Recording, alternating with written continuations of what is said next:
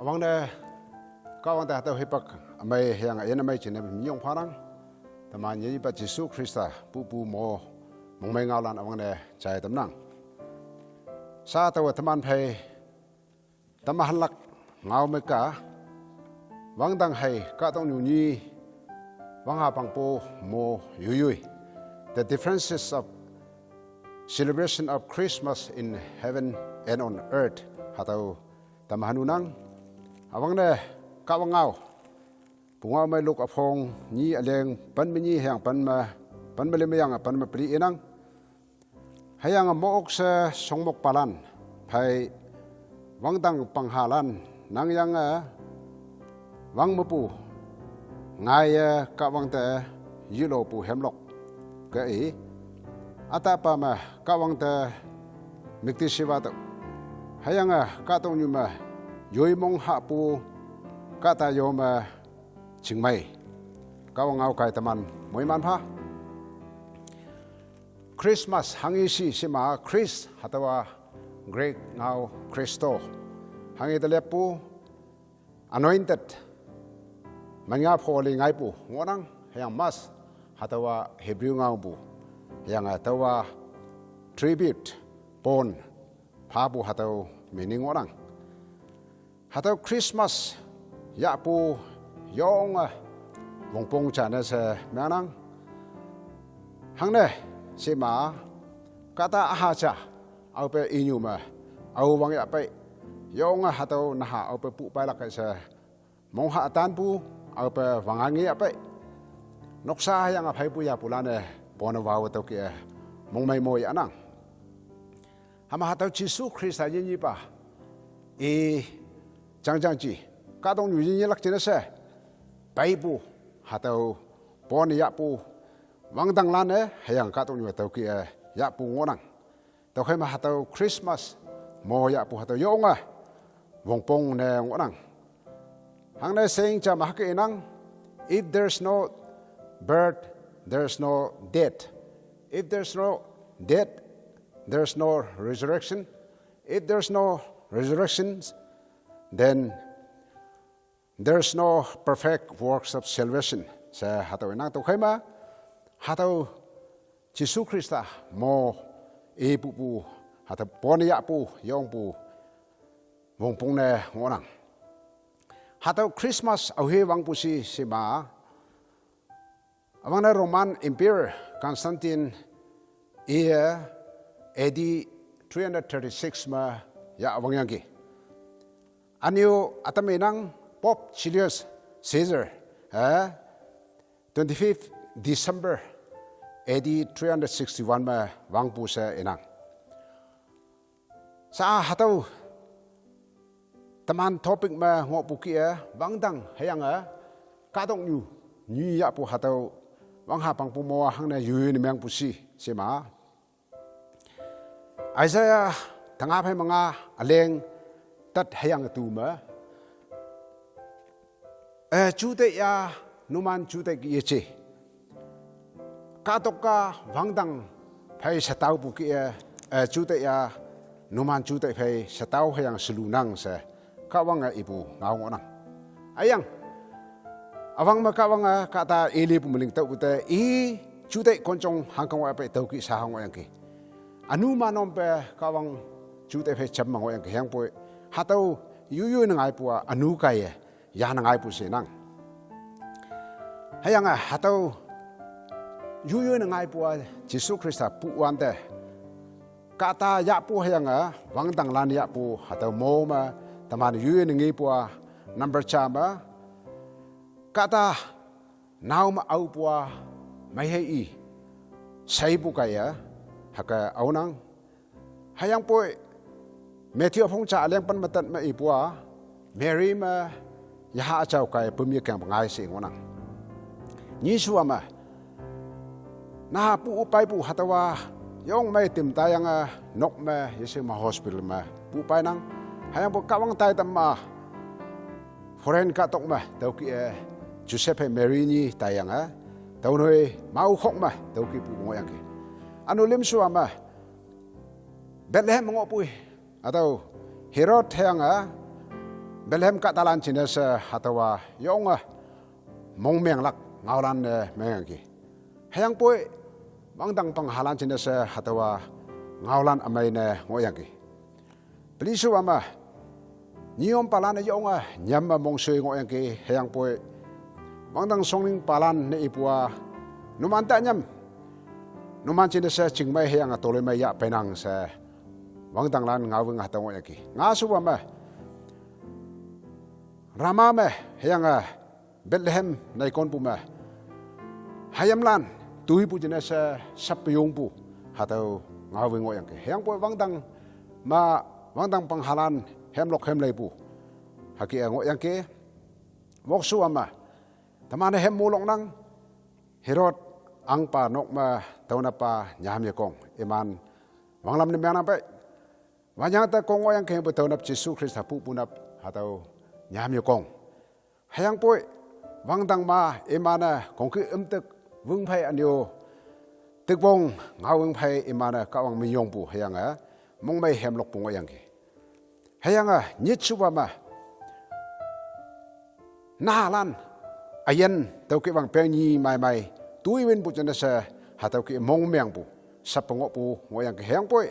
kawang tai tam ma, janji pa hatau Yesus Kristus pu mong mai mo pa ngoyang ki hang ching na hatau Wangdang hai Kahtoknyu ni Bangpo hatawa yuyui hayang Kahtoknyu hang ni Yahpu si se ima hi palana cintok ta cin tau ki Yesus Kristus pulak Shaotan etapayang ki hayang Yesus Kristus pu sau mai ho Mary hay Joseph ni ta ibungo yang ke hayang poi Joseph Mary ni ta Ngaolan bong sau ma Kahtoknyu ma Wangdang Ngaolan yenang pa tau ki wang piang ho pli ngoyang ke se na hatau ta silent year se yunang Joseph Mary ni tau si hayang poi imnia kanting buka ta ni meng yang imnia hatau ai ha phai tam yan pu ngoyang ke aniu tau hang ne Yahpu si se ma ni suba Ngaomük ma Misaya chiang iman pen te pu ngoyang ke hang ne hatau Misaya Kahtoknyu ok yang yong angar mawang lam lak yong mikti siwa mawang lam lak aja se pu chine se hama hatau Misaya paya ma tau ki pai kalagyang ma anyo hak palung palan angnok ma he pulagyang ma se pu chine tau ki tai ngo pu chiang ba hayang po tau ki ajiba Bethlehem mau khong ma Joseph Mary ni kai pai pu jina sa imana hatau pen tai pu jina sa hatau ye chi kalagang ma sa imana pen pu jina sa hatau ya pu cha ne ngoyang ke hayang Wangdang lan mo mong mai pu hangi pak ma ya nang ke sa ikama Bible ma tamana luk apong pan mga aleng nyit hai pan ma lewan te au pe anu kata cha anu mo pumong li biapai tawan te anu win tam nang te yanyi bu phanang hayang min ayan lai te menyan nang hayang sangan me yipen lakpa hatau tip nang hayang Wangdang ma mo nang sinang Wangdang panghalan yong mong mai pu hatau ngonang tau khai ma Wangdang ma hongli mong mai mo pu tau yang ma sa tamana hatau mesinga tau jinasa anyai na tau pa Yesus Kristus pu wan ta iman mo mong mai hemlok pu hatawa hang jinasa ma chin dok ta chin Yesus Kristus ka tong de pailak hatau ngau ma sai ngo pu sa ji mai ma ta ta ngai sa ji tui kong wang pu hatau jinasa mong mai pu hatau ngo yang ke anio Yesus pai pu kaya kata cha mong le pu je hang pu Kahtoknyu anu Katalan nang changa mong le paka wang yam pelak hatau chine se hatau tai tam chine se mong bai bu yang ke lim suwa ma anu ka sia wang lam ngo pu Kahtoknyu de Yesus Kristus payang sa ji ka wang angching hatau ling ngai lak chine se hatau tai bu chine se iman hatau singyang mong mai bu hatau ngo yang ke se nang hakia Wangdang ma mong mai mo celebrate ne mang wan ta hang na Kahtoknyu ma nyana Bethlehem hatau sangsi ahui kaya hatau ngai tam pusi si ma Herod angpa ia ngai tam pu chang orang hang ne hang ki ia si ma isau mo pu calon pai pu idom kata orang sinang Roman government kaya ia Juda ma ang na mela china sa nyinga tam pu yang ki tau kai hatau hipang ma ia yong wanglam lampu okasang pu wanglam lampu ma cha chong pu hatau development ma atau chong alam anu nokapung lengyau pu ma anu hangya similar me yong Wangdang pu tau jina sa ki chane a Jerusalem kumjing hatau Roman sipalan myangmin yang pai hatau Herod angpa kaya BC 37 ma lengyau sa hatau wana tau kia ia yong pu min ngai cha yong okasang pu tau jina sa the title la Herod the Great Herod ayong pa sa tau ki pha pu ngoyang ki tau ma hatau myang tau buta sa ji ia yin hu ka ta myang bu jina sa Israel yang Juda lan pung hau yesing lepu Jisu Krista pelak yesing moyang ki hang po hi pang ma hatau ngayang ki tau jina au pe singaman palan ne hatau Jisu Krista pulak ngok pu yo cha se apa yong mok yang ki mong sang yang ki mong si mong meng hai pu hatau ngonang aniu mong meng pu mong si pu anyai ngai pu hang na si ma anyai na singaman palan te yang ki no mana hatau Jisu Krista pu nyoi ma no mana nge ama atu e phayo to tai yang yob lak hayang ngau phalak se si pu hatau ngaolan ji pu jina sa tok ta hui wanglam lam china sa ang pa ala pa ya pu siang anu hatau kan si mong meng pu jina sa ia Bethlehem de sipailan soyang wang peng na ha ni mai tuilak china sa hatau ki order phayang ki hang ia haka phawan de tui pu ma Jisu Krista pa saumai tau ki ka wang tai tam khai ia Egypt sonwen pu hatau ki Jisu yang bu hatau ngoyang ki hakia au pe Kahtoknyu Jisu Krista ya pe hayang po ka wang hangi ta ya pe hatau Kahtoknyu ma tai tam Jisu Krista kaya lingkhan linga hatau ki akung wang tam pu ngonang hayang hatau Jisu Krista lilak chingna sa timpu ka wang o timpu yo hayang ka si o hatau timpu ngoyang ki imni tai tam shu pu ngonang ka wang hatau Jisu soyang li mai ma yeli pe tui to pu phalak china sa tau khai ma li tam po tau pa tai tam ngoyang ki anu ka sia nan sa hatau pu laka sing pu hayang po tai tam pa myang tam lak china sa hatau achong pa langwin lak china sa Herod ka si joyang tau ki ling pu ngoyang ki anu hatau Jisu Krista ayan hayang angjing ma tam lak china sa phai su pu jin ma pu Pharisee Sadusi hayang ngyang palano hatau ki ngangyang ke hayang kasi ano Iscariot Judas joyang ke anu akem Pilate governor hatau Rome government yak mamu Jisu Krista tau ki tau khai ma hatau kasi hatau Jisu wanglak hatau angjing myang tam lak chine ma tam lak chine sa tau ki ngang pai pu ngoyang ke sa hatau inang tau khai ma hatau sakia tamana ata tangai pu apong panmani ma dragon hayang sakoni hatau na pu hatau dragon ya ta na si pu hatau ma tau khai dragon ka si ngonang anyo sakoni wa kata tami pu Mary so inang anyo atami pu hatau Israel angjing ti pu ja sa Israel ka nak si hatau yani pa pai tau khai ma hatau ngai ni tamna china sa ka si ten pu hatau ngoyang ki sinang ayang tamana Kahtoknyu pu Christianan sai china po myang palan li dia hatau Jisu Krista pu yong pu ni ayong sianga mong mai mo hatau temnang hama tamaneo hangi pa lam hatau mong mai mo ya nang ke se tamana te inyo lak ngonang Giuseppe Mary ni anyo niom palan imana tui ha wa ha chia po imana kanting mong ta chao sia ngopu ayan la ni meng yang ki tau jenis iman pai kawang haupu hayang kawang pupu atau ayen nok sana se ngoyang ke singaman palan imana ating pa mapayang Yahpu hayang topu ngoyang ke iman ki teman yising yamanya po ating pa Yesus Kristus pupu atau sing yang teman Yahpu hayang teman okpu topu yising ma teman ayen atau ki tolak jenis ngonang hayang po atau Christmas ya pu yom Herod Christmas ya pu yong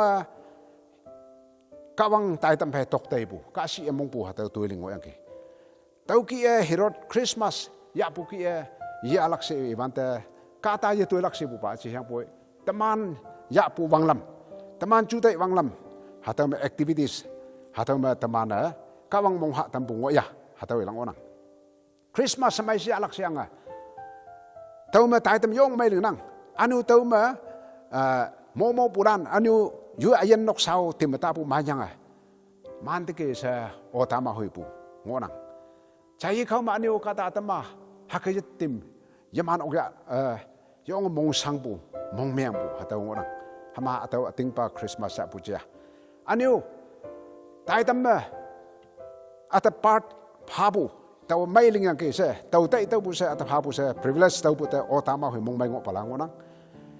Cai kau manu atama ate party picture tau ki mong meng mong sang pu nang wona bang nang tau mo anu okasang palan mong mai nang anu yo okasang palan bau tai isma mong meng tau ki ngonang anu mong mai ha siang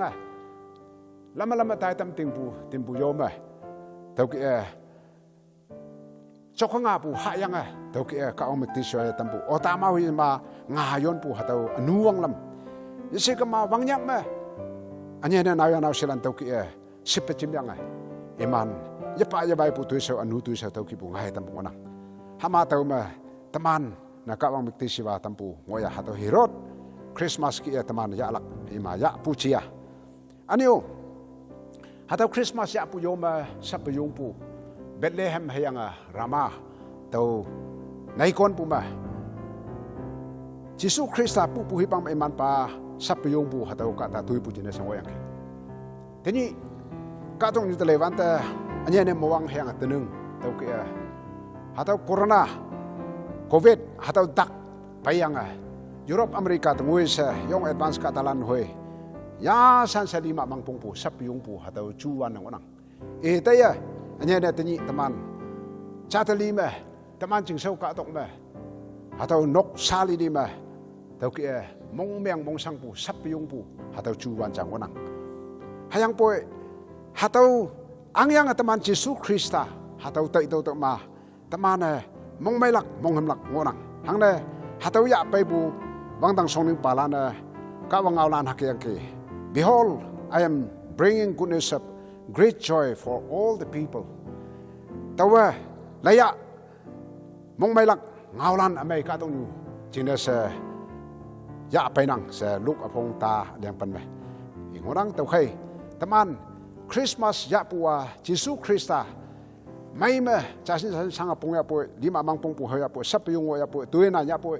teman ating pa hatau mo ya po kai kawang mikti siwa tamao ating pa maya ha use Wangdang songning palan ya po ima Wangdang panghalana lokalay po kita mana kawang mikti siwa tamah tau ki hatau palam maya ha use tamahan tamnang cai palan kawang moy man ha